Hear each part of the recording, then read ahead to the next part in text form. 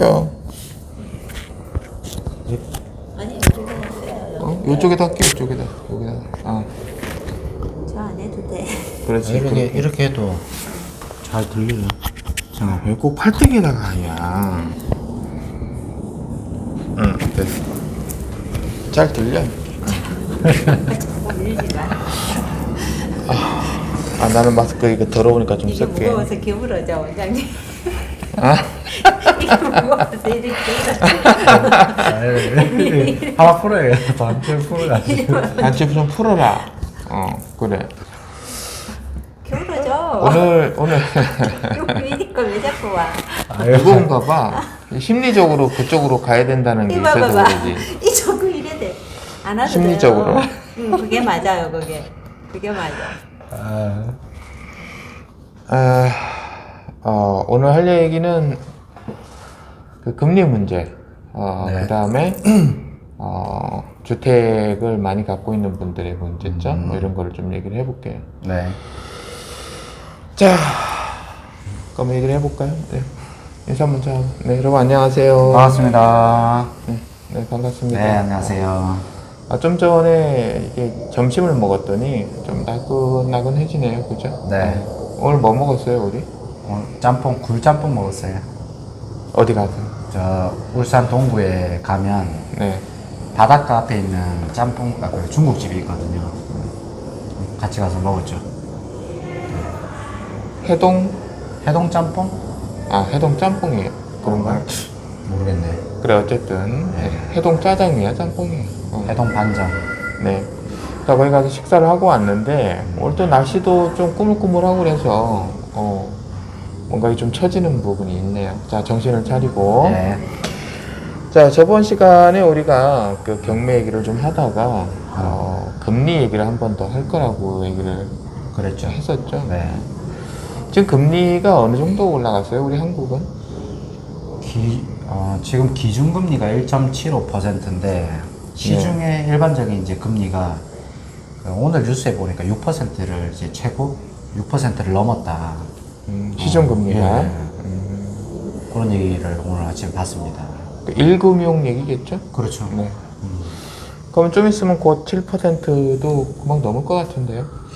7, 8%도 지금 얘기가 나오고 있어요.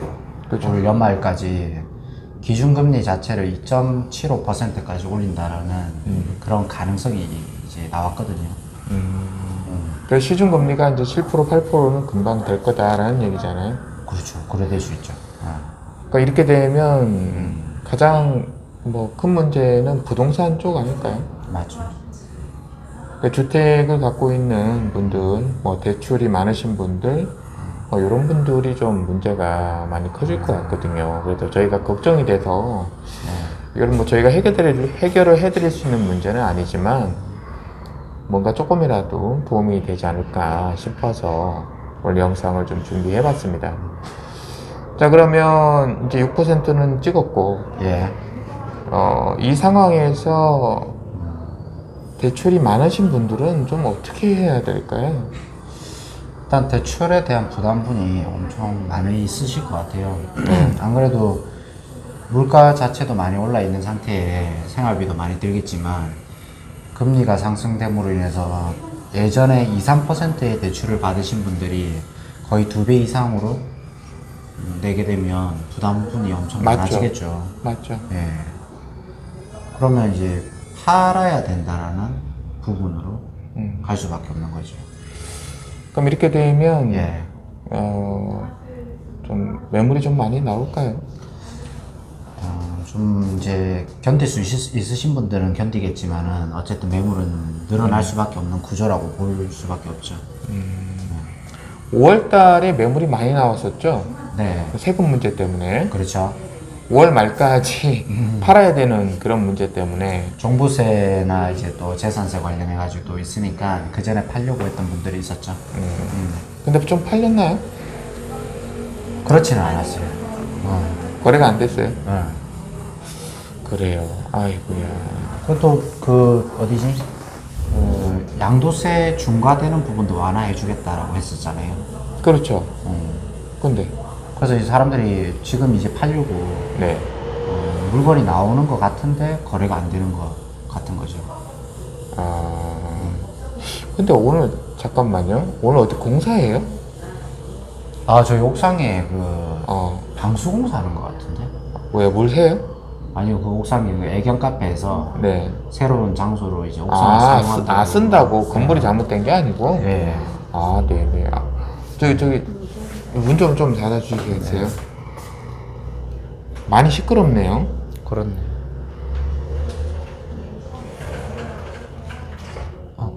아우, 세상 조용하네.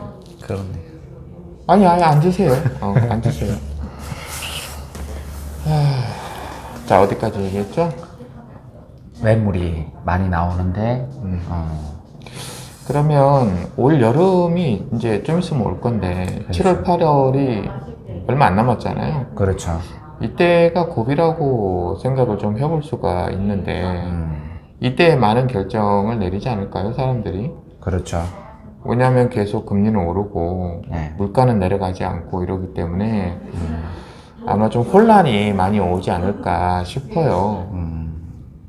그래서 여러 채를 들고 있으신 분들, 뭐, 아파트, 뭐, 빌라, 주택, 이런 거. 그래서 대출이 레버리지가 많으신 분들은 아무래도 좀 부담이 상당히 될 것 같은데, 그렇죠. 이게 버티기로 갈 문제는 아니잖아요. 맞죠. 가면 갈수록 오히려 더 문제가 더 커지기 때문에 버티기보다는 빠른 선택을 해야 될 시기라고 봐요. 그럼 결과적으로는 앞으로 계속 금리는 오를 거고, 그게 얼마나 갈지는 아무도 모른다라고 볼 수 있잖아요. 그렇죠. 그러니까 저희가 보는 입장은 최소 몇 년은 갈 거다라고 생각이 드는데, 원장님은 어떻게 생각하세요? 저도 그런 생각이 좀 지배적입니다. 그 이유는 지금 코로나도 그렇고, 우크라이나 사태도 그렇고, 그 여파들이 물가 상승에 영향을 많이 주고 있고, 그것이 사실 쉽게 해결될 문제들은 아니잖아요. 그렇죠. 단기간에 이런 어떤 정책이나 이런 걸로 해결될 문제가 아니기 때문에 좀 장기적으로 이 사태가 계속 이어질 거라고 생각이 들어요. 금리 부분. 영향을 많이 주겠죠. 그래서 지금 어느 정도 결정을 해야 되는 분들도 있을 거라고 생각을 합니다. 네. 뭐 예를 들어서 여러 채를 갖고 있는데 투자를 했는데 사정이 잘 안 돌아가는 분들, 그러니까 못 버티는 분들, 네. 쉽게 말하면 이런 분들은 정리를 좀 하는 게 좋지 않을까, 빨리. 물론 버틸 수 있다라고 하면 뭐 몇 년이고 나는 괜찮다 하면 버티는 것도 좋은 방법이라고 생각은 합니다. 왜냐하면 자기 사정에 맞게끔 하면 되니까. 그렇죠. 맞죠. 하지만 못 버티는 분들은 스스로 정리를 하시는 게 좋지 않을까. 저도 이렇게 금리가 오를 때 부동산을 보유해 보니까 많이 힘들더라고요. 그래서 오히려 돈을 벌기보다 내가 여러 가지 힘든 부분을 많아서 오히려 더 손실도 생기니까 선택을 좀 잘 하셨으면 좋겠어요. 만약에 8%까지 네. 이제 곧 얼마 안 남았다라고 하고 8%가 오고, 그러니까 여름 지나면 8%가 올 것 같거든요. 그러면 여름 때부터 시작해서 8% 이상씩 금리를 갚아 나가야 되면 네. 월급 받아서는 안 되잖아요. 안 되죠. 그 월급 통째로 갖다 받쳐도 안 될 것 같은데. 그렇죠. 단순 계산을 해봐도 네네. 쉽지는 그럼 않아요. 그때부터는 이제 물건이 어느 정도 나오기 시작하지 않을까, 뭐 이런 생각을 해봅니다. 물론 뭐 저희가 다 맞는 건 아니지만 아마 그렇게 생각하고 계신 분들이 꽤 많을 거라고 봐요. 금리가 이 정도 올라가면 나는 팔 거야, 뭐 이제 이런 거. 네. 그죠? 구매하실 분들이 있어야 되잖아요. 근데 구매자들도 이제 부담이 계속 가기 때문에 쉽게 구매를 하기가 힘들겠죠. 어렵겠죠. 네, 그렇죠. 뭐 경매도 그렇지 않나요? 맞죠. 경매도 뭐 고가의 물건들은 잘 안 되지 않을까 싶거든요. 맞아요.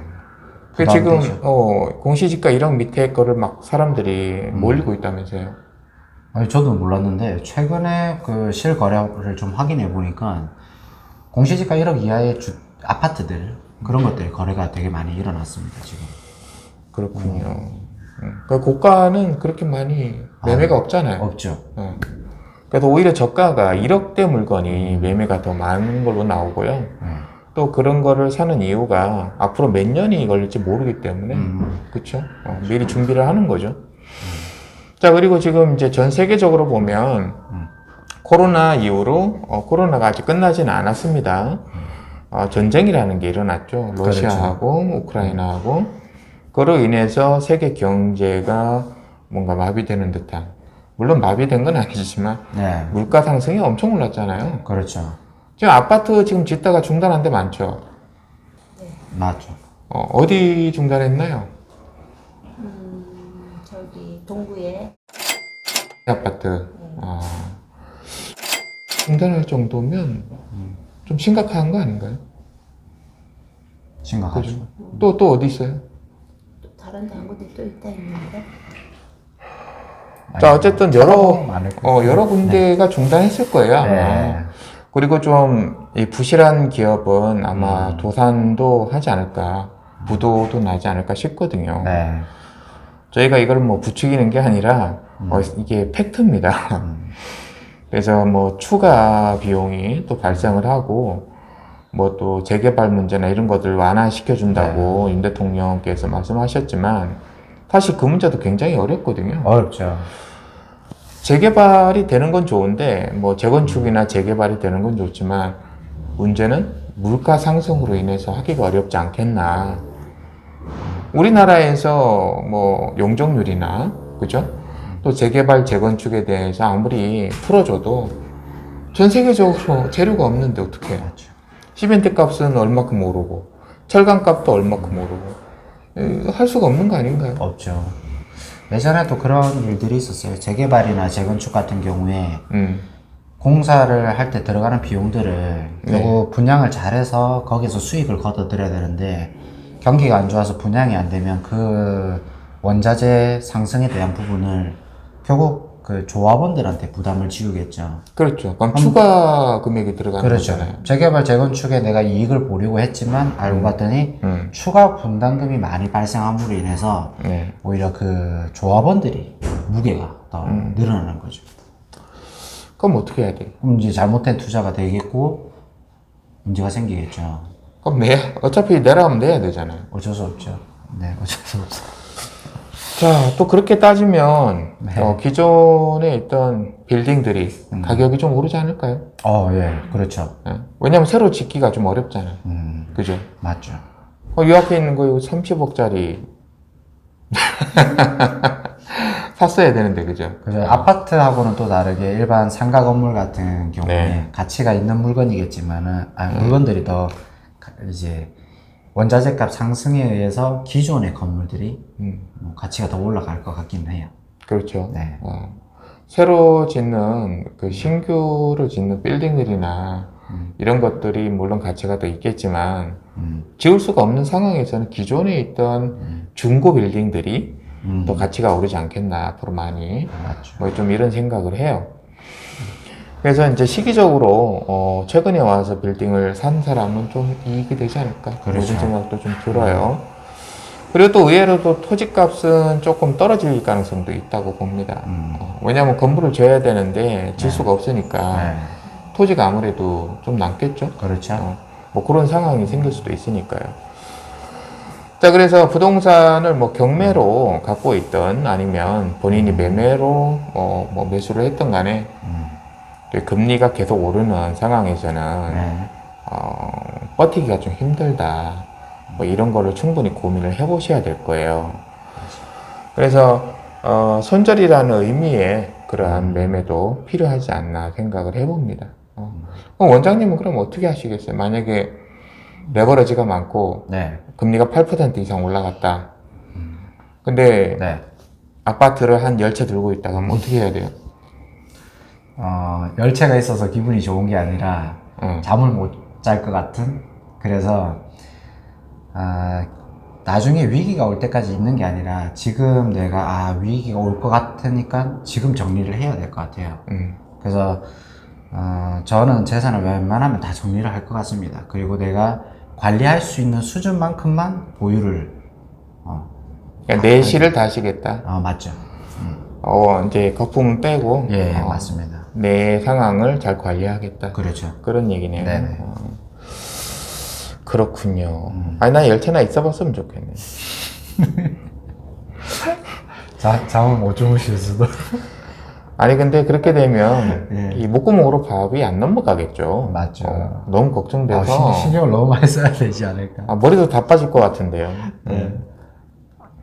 그러니까 어떻게 보면, 그냥, 뭐 집 한 채 없는 사람은 마음 편하겠네요. 그렇죠. 물론 오히려 내 마음이 집이 편해. 없어서 조금 뭐 사는데 불편함이 있거나, 뭐 서러울 수는 있지만, 네. 그죠. 맞죠. 그 없는 사람이 이런 때는 또 좋네요. 그렇죠. 금리에 대한 부담감이 없으니까. 뭐 일만 열심히 하면 되잖아. 그렇죠. 그럼 지금 집을 사는 건 어떤가요? 원장님? 그냥 꼭 필요하신 분들이 사야 된다라고 생각을 하지만은 네. 어쨌든 실거주하시는 분들도 그렇고 꼭 필요한 사람도 금리를 무시할 수는 없거든요. 그렇겠죠, 아무래도. 그리고 거래가 최대한 이제 좀 잘 안 된다라는 것도 있기 때문에 좀 지켜보시다가 이제 뭐 좀 좋은 물건을 구매한다거나 좀 싸게. 예. 금매로 나오는 것도 그렇죠. 있을 거니까. 예. 그래서 선뜻 나서는 거는 조금 자제를 해야 되지 않을까. 아마 저 같으면 대출 받고는 안 살 것 같아요. 그냥 제 돈으로 사지. 그렇죠. 돈이 있으면. 그렇죠. 10억짜리? 오케이. 저거 금매 나왔네. 10억? 7억이 나왔어. 좋아. 돈 다 털어. 해가지고 모아갖고 탁! 그러면 금리 걱정 안 해도 되잖아요. 그렇죠. 그죠? 대출 없이 사는 거는 괜찮다. 그럼 나중에 이제 이거 네. 끝나고 나면 네. 금리 문제가 해결되고 나면 다시 또 오르겠죠. 그렇죠.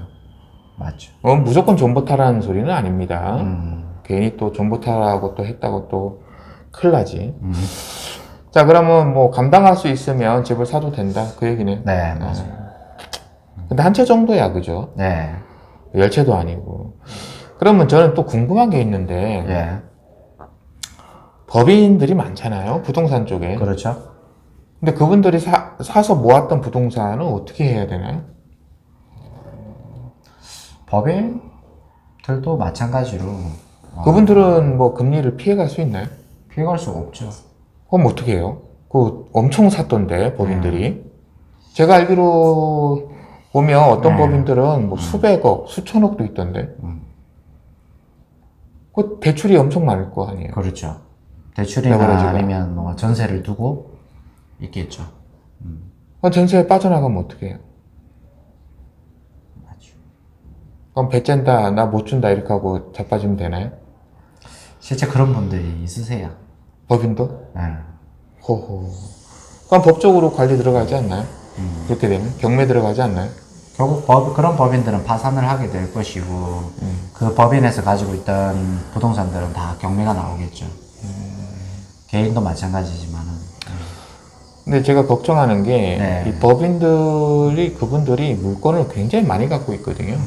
근데 그 레버리지를 이용해서 한 경우가 대다수잖아요. 그렇죠. 그럼 이게 금리가 계속 올라가면, 뭐 거주지 같은 경우, 아파트나 뭐 주택 네. 이런 거는 전세를 끼고 있으니까 지금은 괜찮다라고 할지 몰라도, 전세 사는 사람도 뭐예요? 나갈 수 있잖아요. 충분히 그렇죠. 그죠? 왔다 갔다 하는 거잖아요. 맞죠. 근데 그런 경우 돈을 내줘야 되는데, 회전이 안 되면 금리가 높아서 회전이 안 되겠죠, 당연히. 그렇게 되면 이제 경매로 나오는 수밖에 없지 않을까. 그럼 조금 있으면 경매 물건도 많아지겠네요, 그죠? 그렇죠. 그래요. 네, 안 그래도 돈 모으고 있어요. 오늘 5,500원 벌었습니다. 네. 돈 많이 모으고 있죠? 네. 근데 좋은 물건 나오면 얼른 잡으려고. 네. 자, 그러면 분명한 거는 금리는 계속 오르고 있다는 거고, 언제까지 오를지는 아무도 모른다. 근데 저희가 예상하고 있는 경우는 한 몇 년 정도는 걸리지 않을까. 또 뭐, 여러 가지로 인해서 전 세계적으로 뭐 많은 물가 상승과, 그 다음에 인플레이션, 그 다음에 전쟁, 또 코로나. 또 코로나도 언제 어떻게 터질지 모르잖아요. 그렇죠. 끝난 게 아니니까. 그래서 걱정이 좀 많이 되는 편입니다. 그래서 이렇게 뭔가 많이 들고 계신 분들은 좀 내려놓기를 바라고요. 본인 사정에 맞게끔 부동산 관리를 하시는 게 좋을 것 같아요. 뭐 경매 쪽에서도 보면 여기 하나 받고 저기 하나 받고 저기 하나 받고 막 이렇게 한 분들이 계시거든요. 그분들도 좀 가볍게 하는 게 좋지 않을까요? 그렇죠. 근데 이게 무슨 소리예요? 어제 트로트가 나오네? 공사하시는 분이 음악을 틀어놓고. 아, 진짜? 아닌가? 전화기인가? 전화가 왔는가 보네. 아, 그래요? 예. 그거 참. 알다가도 자, 그래서 금리는, 저희가 생각할 때는 앞으로 몇 년간 갈 거다. 또, 그리고 지금 여름이 이제 어떤 시작이 되지 않을까 싶거든요. 네. 여름 때부터. 햇빛도 더운 날부터 금리가 많이 오를 것 같으니까, 어떻게 하면 좋아요? 에어컨 진짜 많이 틀겠네, 그제? 안 그래도 더운데. 그렇습니다. 원장님은 괜찮나요? 저는 뭐 내실을 열심히 다지고 있습니다. 그래요. 잘하고 계시는. 아마 누군가는 많이 열불나지 않을까요, 벌써? 그렇죠. 네. 맞아. 지금 6% 찍었으면 내일 모레 뭐 7%, 8% 된다는 거는 그냥 쉽게 올라갈 거 아니에요. 맞죠. 뭐 빅스텝이니 뭐니 막 이러는데 계속 뭐 자이언트 스텝? 그거 나오면 어떡해요? 자이언트 스텝. 맞죠. 그럼 이렇게 확 올라가는 거잖아, 금리가. 그렇죠. 예를 들어 시중금리가 지금 6%인데 네. 자이언트 스텝 한 발짝 탁 뛰면 12%도 갈 수 있다는 얘기거든요. 네. 그러면 12%를 내면 이자가 얼마야? 얼마 내고 있어요, 이제? 저요 한 4%안 되게 내고 있어요. 한 3.8%. 3.8%. 3.8%. 그래요? 그럼 한 달 이자가 얼마신데요? 한 60.